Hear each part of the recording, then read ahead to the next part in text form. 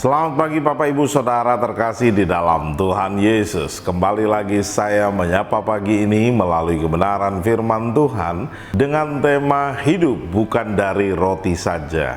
Firman Tuhan terambil dari Ulangan 8 ayat 3 berbunyi demikian.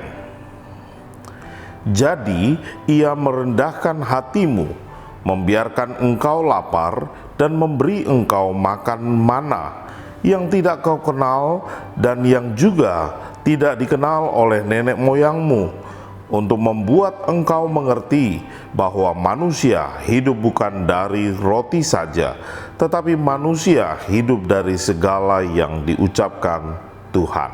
Bapak Ibu Saudara terkasih, bangsa Israel biasa hidup dengan memakan roti yang menjadi buatan tangannya. Tetapi Tuhan memberikan roti mana, roti yang tidak pernah ada dalam kehidupan bangsa Israel. Tetapi yang menarik di sini adalah dikatakan ia merendahkan hatimu, membiarkan engkau lapar dan memberi engkau mana. Maksudnya apa? Apakah Tuhan begitu jahat membiarkan anak-anak Tuhan kelaparan? Apakah itu juga mendukung bahwa setiap penderitaan atau sakit penyakit dan kemudian kelaparan yang terjadi menunjukkan bahwa Tuhan tidak peduli kepada anak-anaknya dan bahwa Tuhan tidak mengasihi umatnya? Kalau kita perhatikan lebih dalam lagi, di sana tertulis bahwa manusia hidup tidak dari roti saja, tetapi manusia hidup dari segala yang diucapkan Tuhan. Tuhan rindu bahwa hidup kita harusnya berserah diri kepada Tuhan, percaya akan kehendak Tuhan, bukan kata orang, bukan kata si jahat. Maka kita harus mematahkan kutuk-kutuk yang ada dan meyakini bahwa Tuhan punya rencana yang indah dalam hidup kita semua. Tuhan membuat kita rendah hati, menerima diri kita, berserah diri kepada Tuhan, dan membuat engkau lapar dalam arti ketika kita lapar, biasanya kita akan mengingat Tuhan.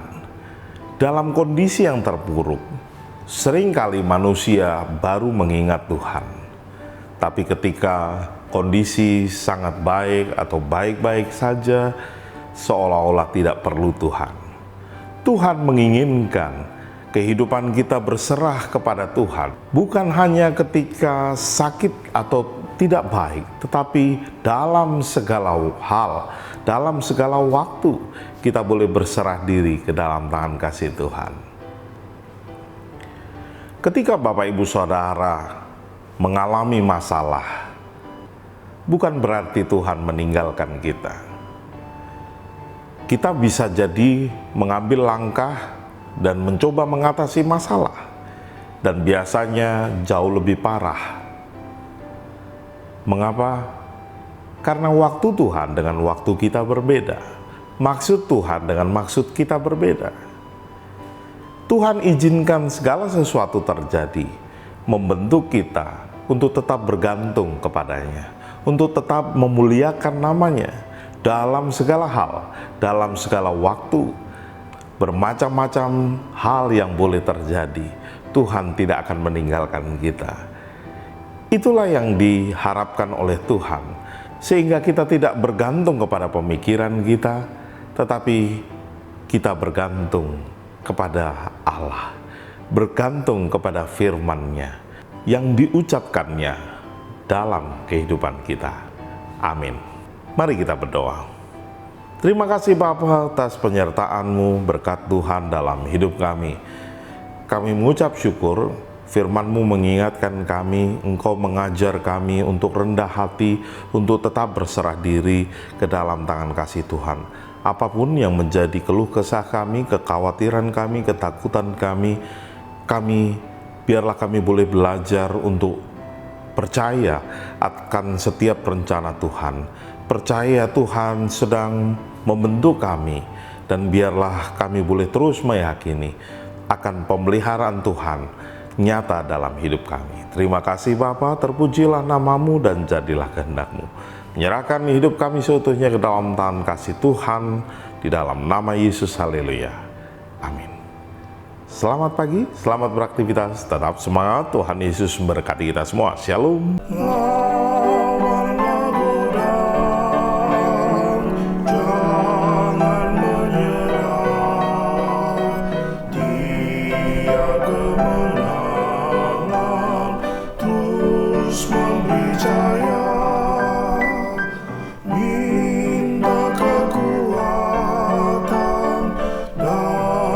Berjuang